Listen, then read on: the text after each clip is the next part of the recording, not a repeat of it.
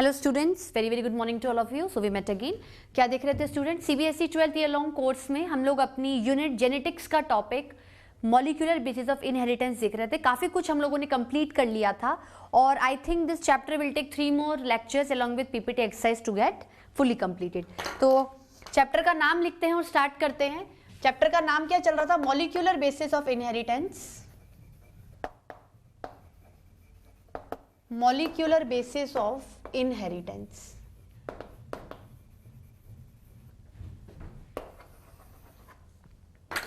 Molecular basis of inheritance में हम लोग मेनली फोकस अपना जीन, जेनेटिक मटेरियल, डीएनए और आरएनए पे कर रहे थे।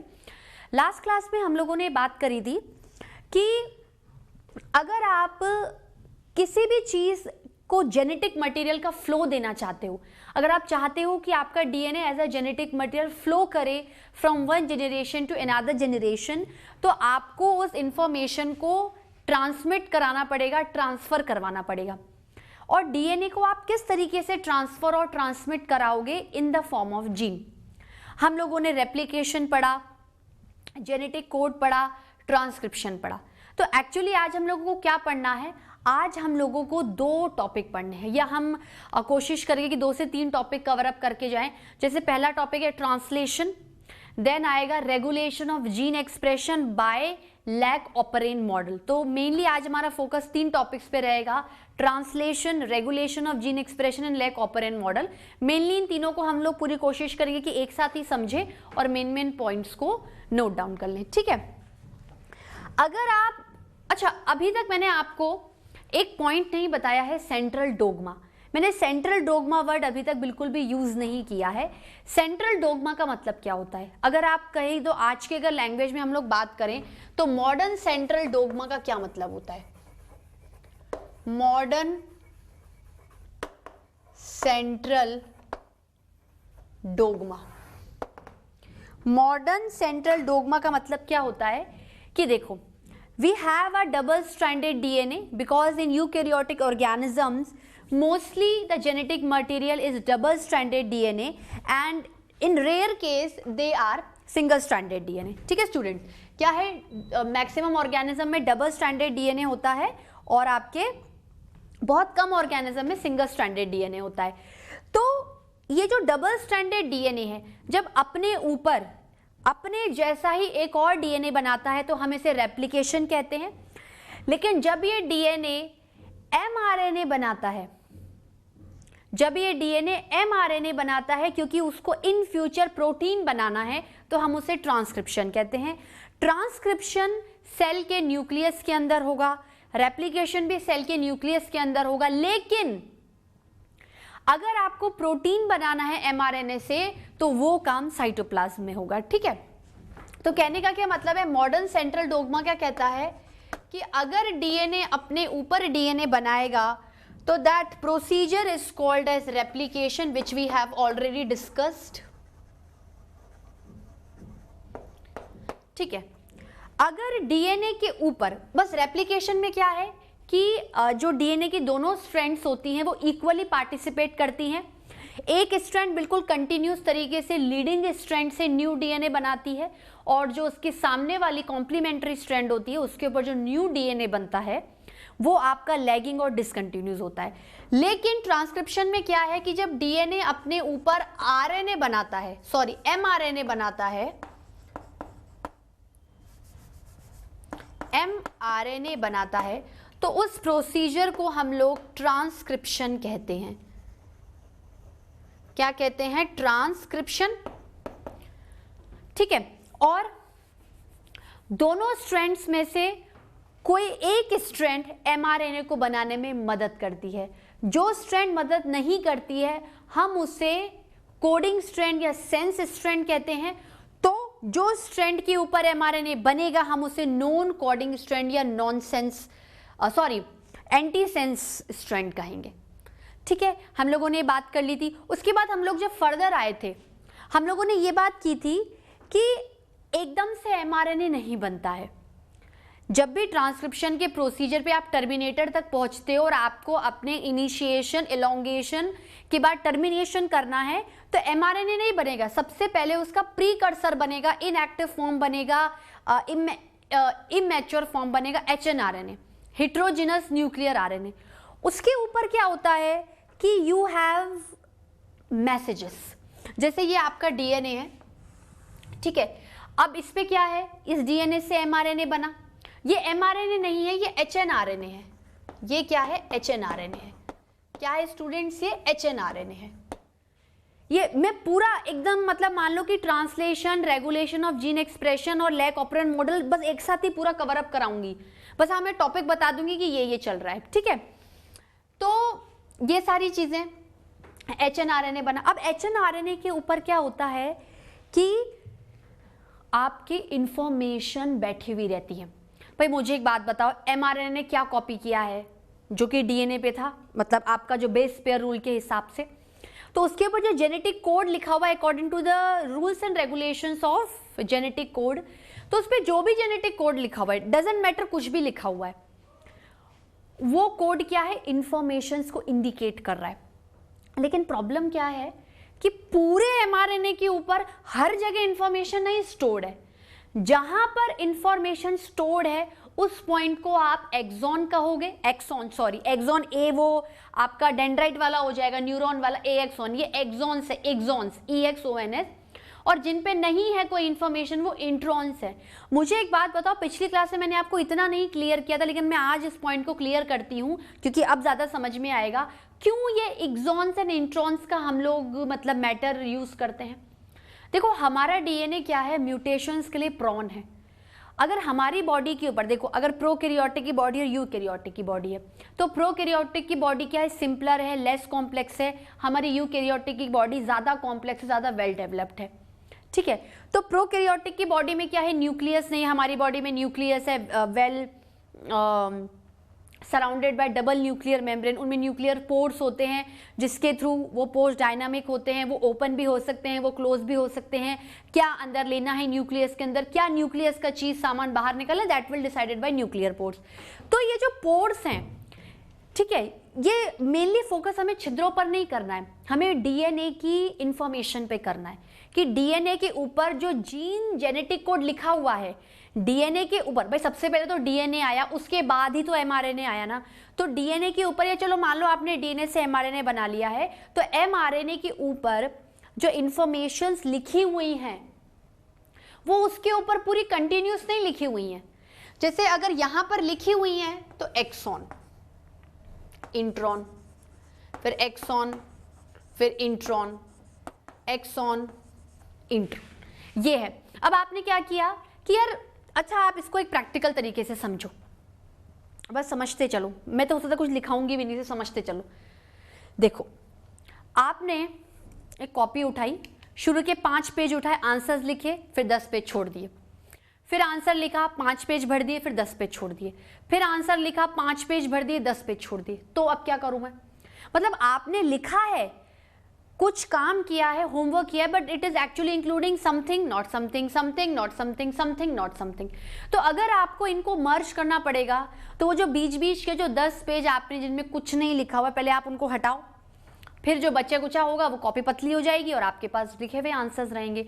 तो उसी तरीके से अगर आपको प्रॉपरली HNRNA से mRNA बनाना है, अगर आपको प्रॉपरली HNRNA से mRNA बनाना है और एक्चुअल mRNA को न्यूक्लियस से बाहर भेजकर ट्रांसलेशन करवाकर प्रोटीन बनाना है और जिनको एक्सप्रेस करवाना है, तो HNRNA को प्रॉपरली प्रोसेस करना पड़ेगा, उसको उसके मैच्योर फॉर्म में कन्वर्ट करना पड़ेगा।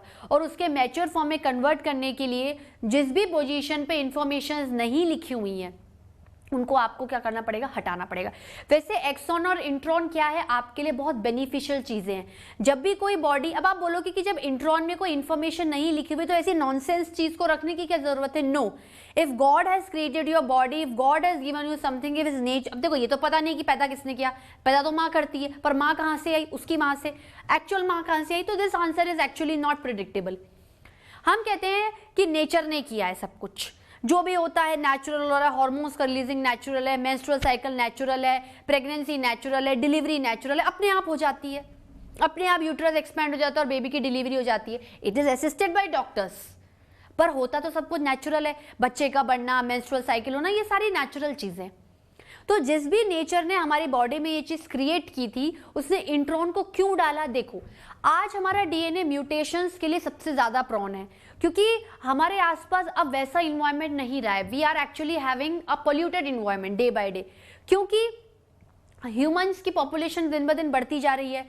तो जो रिसोर्सेज चाहिए उसके लिए, जो देखो आपको रिसोर्स से ही सामान मिलेगा, तो आप क्या कर रहे हो? उनका बहुत ज्यादा अनवांटेड एक्सप्लॉयटेशन कर रहे हो।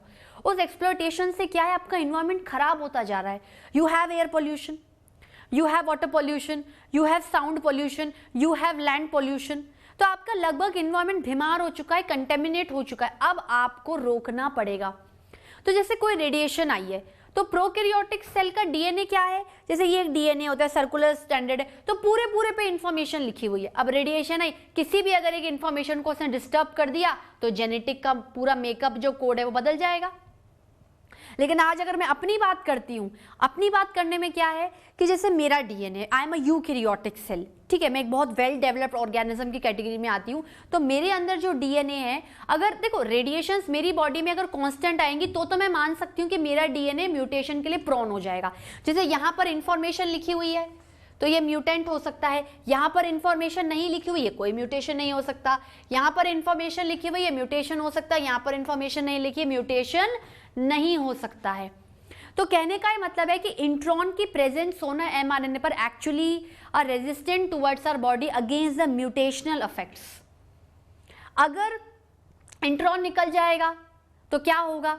सिर्फ एक्सॉन दिख जाएंगे, तो फटाफट रेडिएशन आएगी और जेनेटिक कोड को चेंज कर देगी। लेकिन अभी क्या है कि जैसे आपने कॉपी में 5 पेजों में लिखा और 10 पेजों में नहीं लिखा। अब मैं आपको बोलूंगी एक काम करो, पेज नंबर 35 पे चले जाओ, तो आप पलटते जाओगे, अरे पहले में लिखा था बाद में, तो कंफ्यूजन हो जाएगा। उसी तरीके से जब कोई भी हार्मफुल चीज हमारी बॉडी में आती है तो बॉडी को भी डीएनए के ऊपर कंफ्यूजन होता है, अरे यहाँ लिखा हुआ, यहाँ नहीं लिखा हुआ।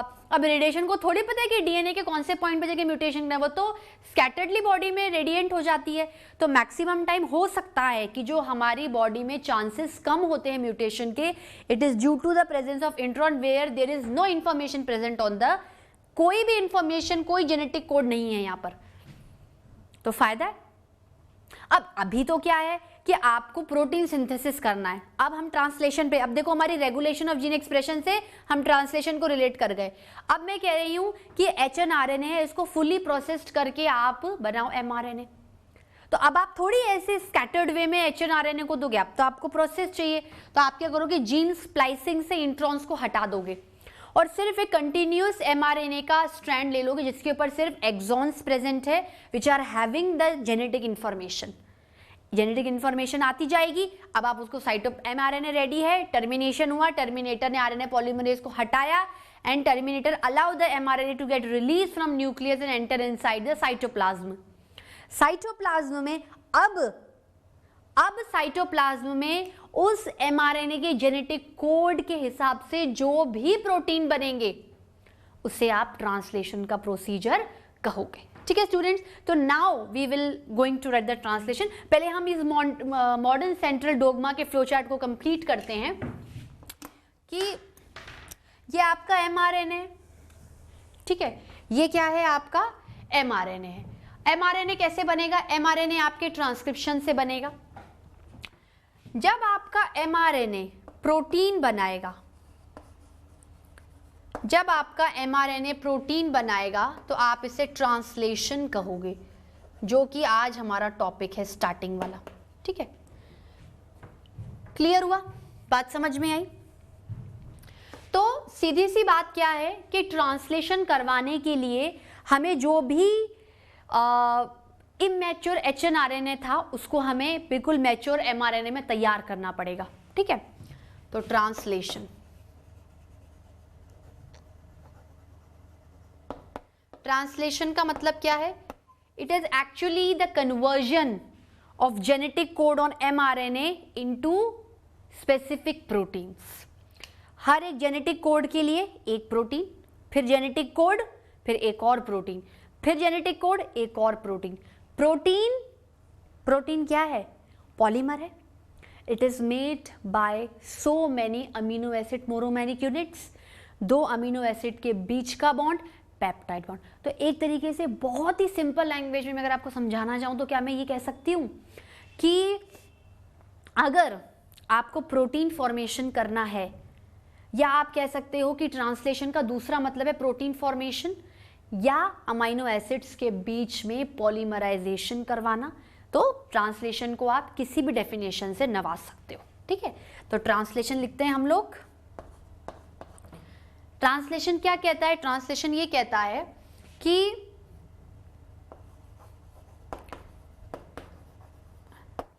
it is the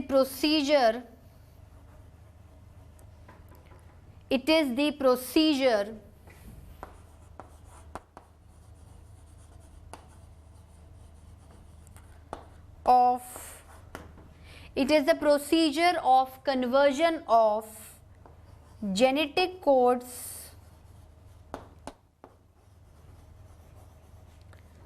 on mRNA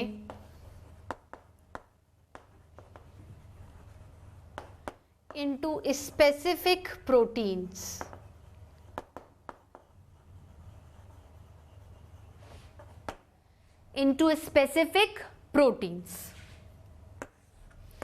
अब क्या लिखोगे?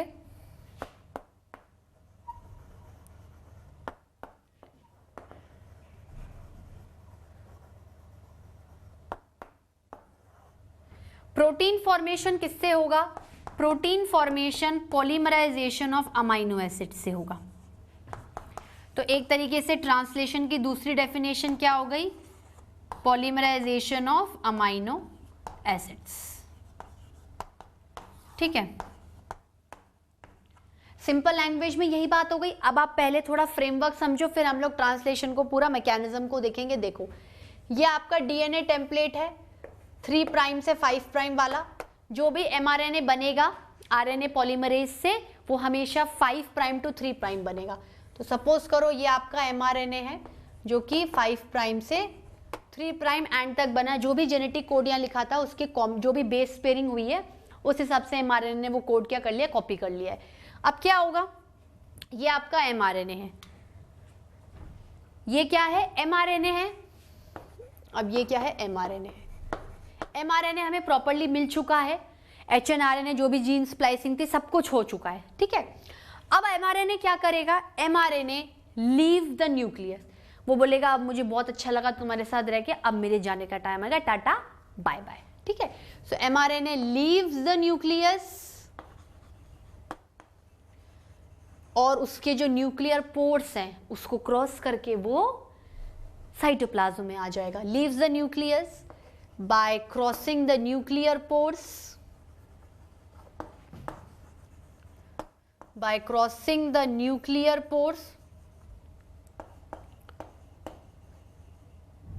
ठीक है, leaves the nucleus by crossing the nuclear pores, ठीक है, and enter into cytoplasm.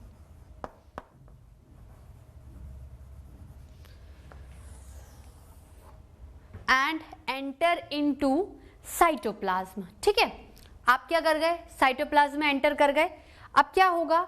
In cytoplasm जो कि एक फ्लूइड मैट्रिक्स है आपके सेल का, साइटोप्लाज्म के अंदर आप क्या करोगे? देखो, साइटोप्लाज्म में क्या है? अमीनो एसिड्स बिखरे हुए हैं। अब आपको क्या? अमीनो एसिड को समेट कर उनके बीच में पेप्टाइड बॉन्ड क्रिएट करके प्रोटीन बनाना है। कैसे बनेगा प्रोटीन? देखो, ये आपका एमआरएनए है। ठीक है, जो भी एमआरएनए कोड होके आया है वो आया है। अब मैं ऐसे कहती हूँ कि स्टार्टिंग में हमेशा हम लोग क्या एयूजी से स्टार्ट करेंगे। एयूजी, जीयूसी, अभी आप क्या रैंडमली लिख लो, यूजीसी और यूए। ठीक है, इस तरीके से।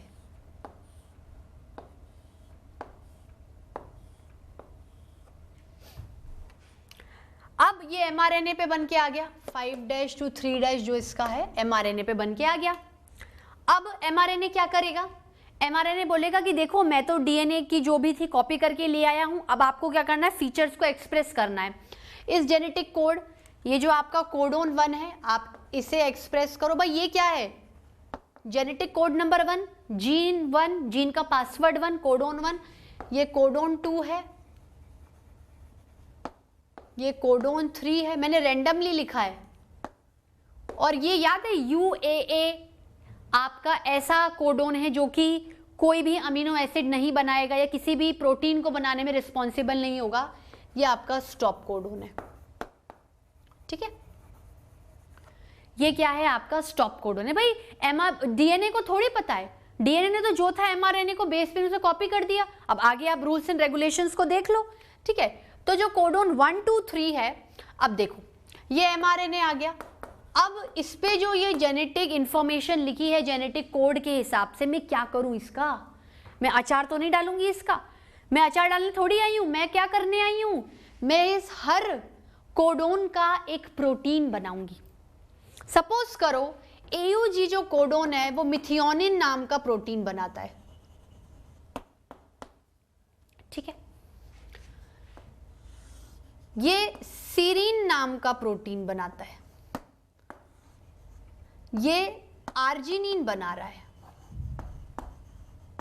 ठीक है, बात समझ में आई?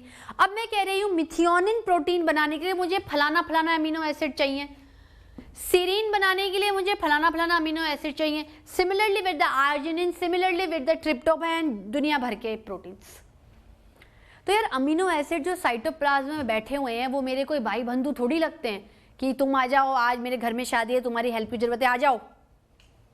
ऐसे थोड़ी मैं बनाऊंगी, इसके लिए भी मैकेनिज्म है। ठीक है, अब दूसरी बात यह है कि चलो ये तो अमीनो एसिड को बुलाने की तो बहुत बात की बात है। पहले मुझे एक बात बताओ, एमआरएनए जो इतना खतरनाक तरीके का जो जेनेटिक कोड लिखकर आया है, इसको पढ़ोगे कैसे? इसकी गुत्थी कैसे सॉल्व करोगे? कॉमेडी सर्कस वाली नहीं, ये गुत्थी मतलब पजल, जो कॉम्प्लिकेशंस आए हैं उनको सॉल्व कैसे करोगे?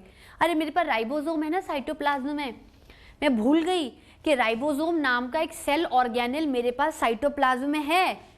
वो या तो अटैच रहता है किसी और सेल ऑर्गेनेल एंडोप्लाज्मिक रेटिकुलम के साथ, या वो साइटोप्लाज्म में फ्रीली स्कैटर्ड रहता है, व्हाटएवर कुछ भी चूज करेगा वो एक प्रोटीन फैक्ट्री है मेरी बॉडी की, सेल की प्रोटीन फैक्ट्री है। वो प्रोटीन को सिंथेसाइज करती है।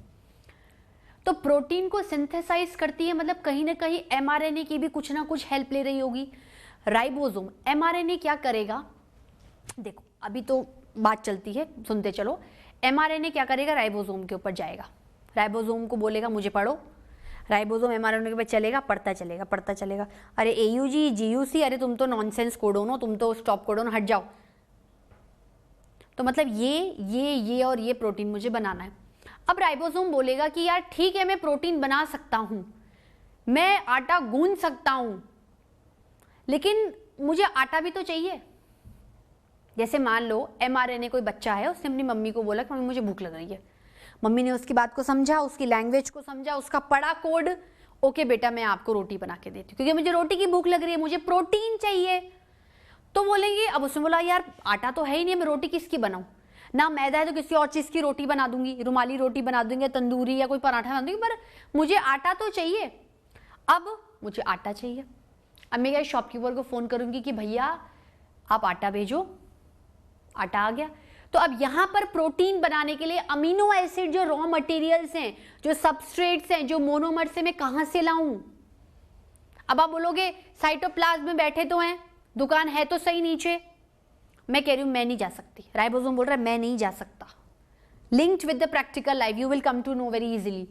राइबोसोम मैं नहीं जा सकता, राइबोसोम बोल रहा है मेरे पास नहीं है टाइम, या मैं नहीं जा सकता, मैं एक एक अमीनो एसिड के पास नहीं जा सकता। अगर ये प्रोटीन बनाना है तो भेज दो अमीनो एसिड्स को, ये बनाना है तो भेज दो। ठीक है, बात समझ में आई? तो अब क्या होगा कि जो शॉपकीपर आपको आटा देगा उसी तरीके से एक आरएनए आएगा, tRNA, जिसे ट्रांसफर आरएनए कहते हैं। उस ट्रांसफर आरएनए के ऊपर specific amino acid binding sites होती हैं। अगर मेरी बॉडी में 20 अमीनो एसिड्स हैं और वही 20 अमीनो एसिड्स अपन अपने आप को घुमा फिरा के प्रोटीन बनाते हैं, तो हर एक अमीनो एसिड के लिए हर एक tRNA है। तो अगर 20 अमीनो एसिड्स हैं तो 20 tRNA है। मिथियोनिन का tRNA, लाइसिन का tRNA, आर्जिनिन का tRNA, ट्रिप्टोफेन ट्रिप्टोफेन का टीआरएनए, क्योंकि टीआरएनए के ऊपर specific amino acid binding sites होती हैं। तो मजा आ गया। मिथियोनिन बनाने के लिए 3 अमीनो एसिड चाहिए, टीआरएनए, तुम आ जाओ, अमीनो एसिड्स को ट्रांसफर कर दो। अमीनो एसिड जैसे मेरे पास आएंगे मैं क्या करूंगी, पढ़ती जाऊंगी, अमीनो एसिड जोड़ती जाऊंगी, प्रोटीन बनाती जाऊंगी, पढ़ती जाऊंगी, अमीनो एसिड जोड़ती जाऊंगी, प्रोटीन बनाती जाऊंगी। तो ये क्या है, एक्चुअली ट्रिपलेट का काम है। ये एक बहुत ही ज्यादा वेल कोऑर्डिनेटेड मैनर में काम हो रहा है। एमआरएनए आ रहा है, राइबोसोम के पास जा रहा है, टीआरएनए अमीनो एसिड ला रहा है। So it is actually a work of unity. अगर एमआरएनए नहीं आए तो राइबोसोम टीआरएनए का कोई काम नहीं है। एमआरएनए आ गया, राइबोसोम ने मना कर दिया, काम नहीं हो सकता। या एमआरएनए आया, राइबोसोम ने कोड भी पढ़ा, प्रोटीन बनाने को रेडी भी है, लेकिन अगर टीआरएनए मुकर गया कि मैं नहीं दूंगा अमीनो एसिड्स, तो आप एडी से सर का जोर लगा लो, प्रोटीन नहीं बन पाएगा। आपकी बॉडी में जो आपके पेरेंट्स के एक्सप्रेशन है वो नहीं शो कर पाएंगे, क्योंकि जब तक जो आपका जीन है वो प्रोटीन नहीं बनाएगा, तब तक कोई भी जीन अपने आप को एक्सप्रेस नहीं कर पाएगा। जिस तरीके से बल्ब होता है, ट्यूबलाइट होती है, वो रोशनी देती है, तो स्विच को ऑन करना पड़ता है जब जाके वो एक्सप्रेशन दिखाते हैं। खुद से तो नहीं हो पाएगा ना सब कुछ। इसी स्विचिंग ऑन स्विचिंग ऑफिंग से लेक ऑपरेंट मॉडल आया है, जिसके बारे में हम बहुत बाद में डिस्कस करेंगे। अभी तो मैं बताऊंगी भी तो समझ में नहीं आएगा, ठीक है। So should I rub this, मैं यही लिखा देती हूँ आप लोगों को, should I rub this students. या एक काम कर, जिसको कंप्लीट कर लेते हैं कि फिर क्या आता है, फिर राइबोसोम आता है।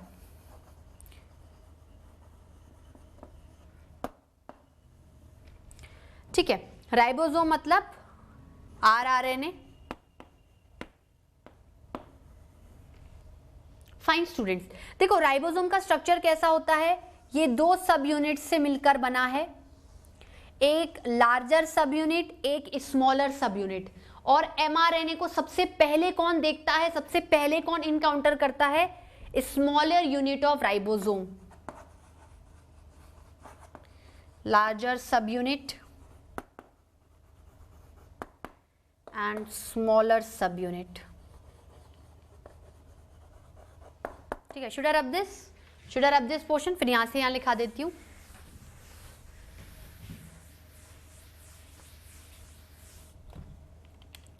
राइबोसोम क्या है,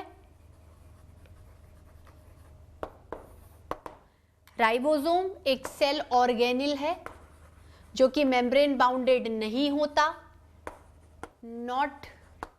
नॉन मेम्ब्रेनस बाउंडेड। ठीक है, नॉन मेम्ब्रेनस बाउंडेड। ठीक है, either attached with endoplasmic reticulum और freely scattered in the cytoplasm. थोड़ा इंफॉर्मेशन ले लेते हैं, either attached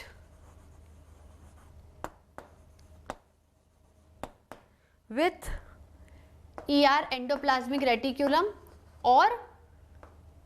or either freely scattered in cytoplasm।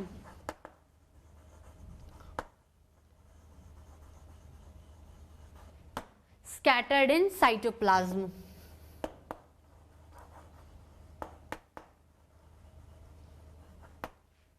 ठीक है स्टूडेंट्स, ये राइबोसोम क्या होते हैं, responsible for protein synthesis, that's why they are called as protein factory of our cell और होल बॉडी। ठीक है, so responsible for protein synthesis, responsible for protein synthesis, so called protein factory.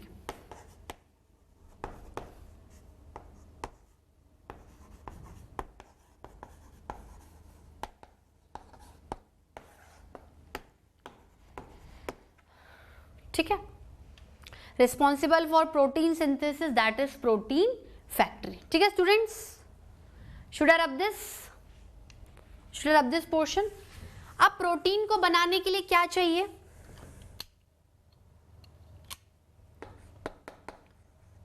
For protein synthesis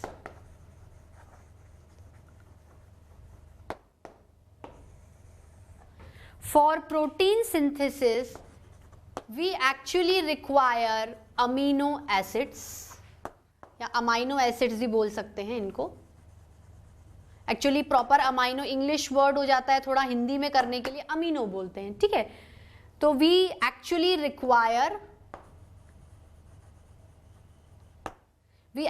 require amino acids, ठीक है।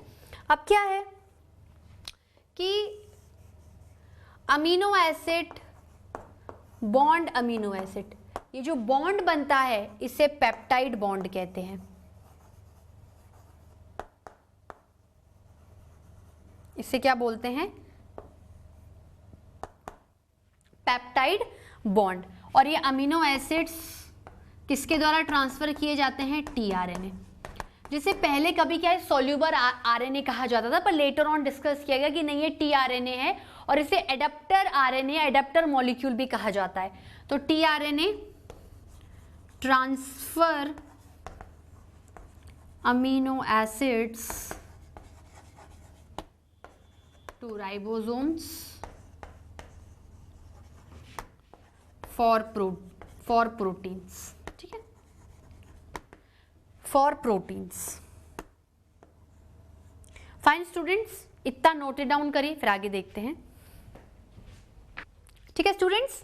तो ये वाली बात हुई। अब देखो टीआरएनए का बहुत बड़ा रोल है ट्रांसलेशन में। तो एक तरीके से अगर ट्रांसलेशन को हमें ज्यादा इजी तरीके से पढ़ना है तो पहले टीआरएनए के बारे में स्टडी करना पड़ेगा। तो टीआरएनए के बारे में देखते हैं। Should I rub this portion? Should I rub it? TRNA is actually the transfer RNA, ठीक है। इसको एडेप्टर आरएनए और एडेप्टर मॉलिक्यूल भी कहा जाता है, जो साइंटिस्ट को काफी लेटर ऑन समझ में आया था। सबसे पहले इसको सॉल्यूबल आरएनए कहा जाता था, पर फिर वो हटा दिया कि नहीं ये जो भी सोचा गया ये गलत है, ठीक है। सो टीआरएनए, टीआरएनए क्यों जरूरी है? देखो, it is actually transfer RNA, मतलब T stands for transfer RNA. क्यों ट्रांसफर बोला गया? Because it's actually transfer the amino acids to the ribosomes as it transverse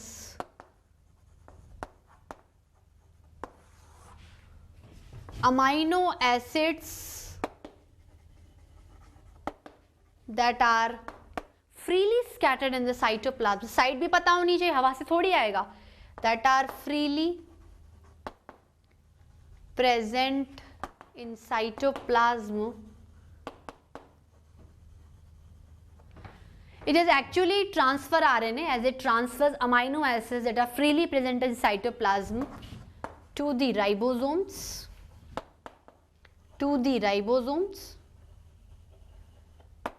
In order to manufacture protein. In order to manufacture protein.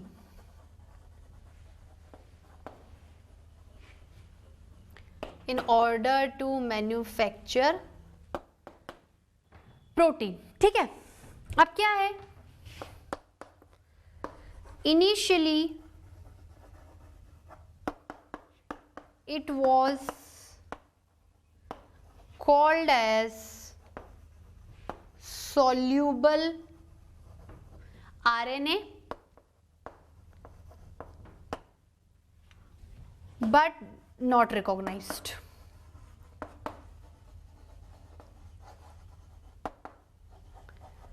Later on, should I rub this portion?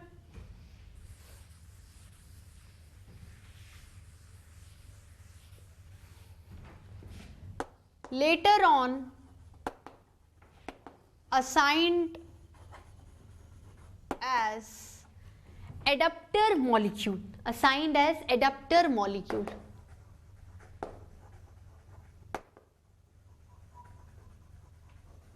ठीक है students, एक बार हम लोग spelling देख लेते हैं। I think adapter की sorry ई है, ठीक है, ये स्पेलिंग है, ठीक है ना। एक बार और चेक कर लो। हाँ, ये स्पेलिंग है एडेप्टर मॉलिक्यूल, ठीक है। इसका काम क्या है? अमीनो एसिड्स को ट्रांसफर करना। अमीनो एसिड्स को क्या करना है? ट्रांसफर करना। कैसे ट्रांसफर करेगा? जैसे ये टीआरएनए है, ये अमीनो एसिड है। अब अमीनो एसिड तो ऐसे तो नहीं आएगा कि भाई मैं आ जाता हूँ, मैं समाज सेवा कर देता हूँ, प्रोटीन ऐसे तो नहीं है ना। टीआरएनए के ऊपर, टीआरएनए के भाई अगर ऐसे देखा जाए तो अगर माइक्रोस्कोप में देखते हैं तो टिपिकल जो स्ट्रक्चर आता है आपके टीआरएनए का वो इन्वर्टेड एल है, ठीक है। शेप क्या होती है, कॉम्पैक्ट की। अगर आप कॉम्पैक्ट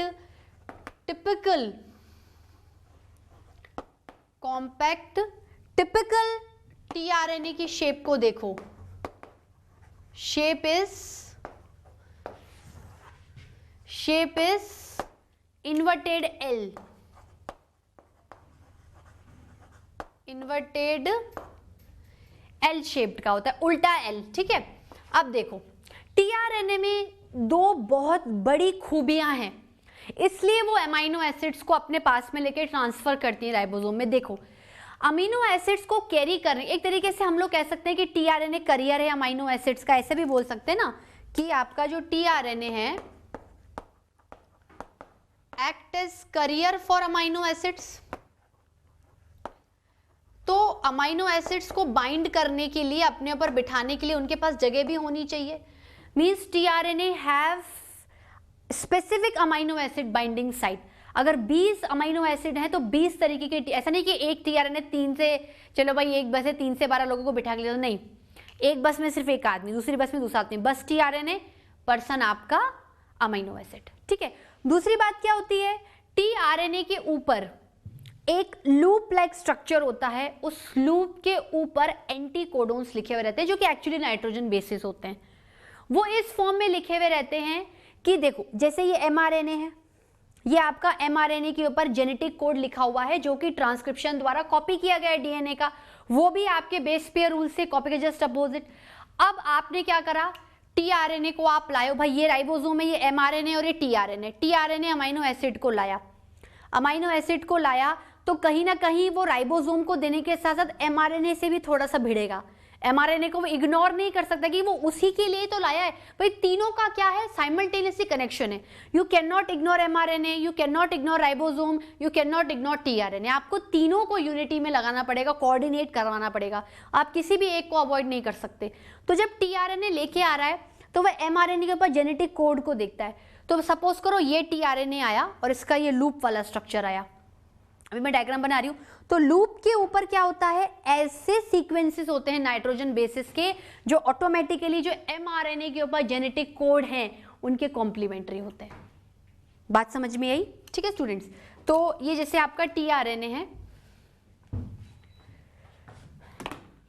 टीआरएनए का कुछ ऐसा स्ट्रक्चर बताया गया है,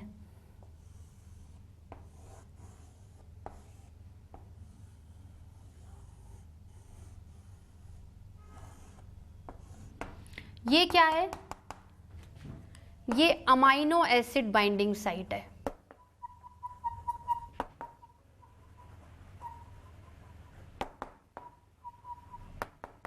ये अमीनो एसिड बाइंडिंग साइट है और ये क्या है, ये आपका ये लूप है, आप इस बुक में देख सकते हो, जैसे ये लिखा है यूएजी, और ये आपका एमआरएनए है, ये क्या है आपका एमआरएनए है। तो U के अपोजिट क्या होगा, A के बेस पेयर पे U, ये एक्चुअली एमआरएनए पे लिखा हुआ है। तो ऑटोमेटिकली इसके रेस्पेक्ट में जो भी बेस पेयर रूल आने वाला होगा वो आ चुका है, ठीक है। और G के साथ C ऐसे। तो ये क्या है, एंटीकोडोन, मतलब जो एक्चुअली कोड लिखा हुआ है एमआरएनए पर उस पे एंटी है, एंटीकोडोन। क्योंकि अमीनो एसिड्स के लिए कोई भी सेल के अंदर स्पेशलाइज यूनिट्स नहीं है उनको कैरी करने के लिए, उनको ट्रांसफर करने के लिए। Actually tRNA behaves as special molecules कि भाई आप मेरे पे आओ और बैठ जाओ, ठीक है। जैसे ये सीरीन को कर रहा है,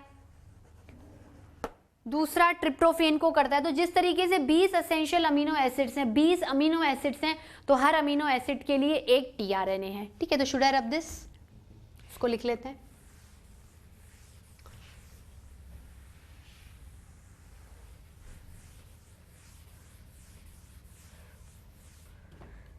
लिख लेते हैं अपन, फॉर 20 अमीनो एसिड्स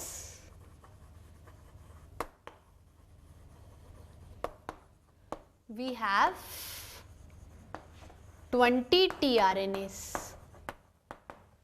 ठीक है। और tRNA की खूबी क्या है कि have amino acid binding site,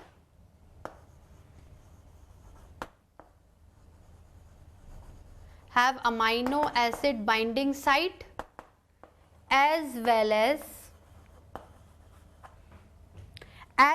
as loop for anticodon,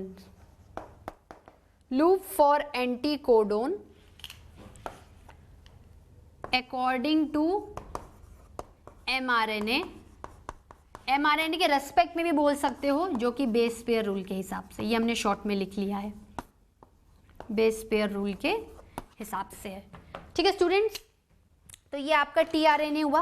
तो आज का लेक्चर भी यहीं ओवर करते हैं। नेक्स्ट लेक्चर में जब हम लोग मिलेंगे तो डायरेक्टली हम ट्रांसलेशन स्टार्ट करेंगे, क्योंकि tRNA आप लोगों ने पढ़ लिया है, ट्रांसलेशन का पूरा टॉपिक खत्म करेंगे और उसके बाद जो आगे के 2 टॉपिक कंटिन्यू में है, रेगुलेशन ऑफ जीन एक्सप्रेशन और lac operon model. Actually regulation of gene expression में ही लेक ऑपरेंट मॉडल आता है। तो पिछली क्लास में, मतलब सॉरी, जो नेक्स्ट क्लास आने वाली है उसमें हम लोग ट्रांसलेशन से बात को स्टार्ट करेंगे, ठीक है students. Thank you so much.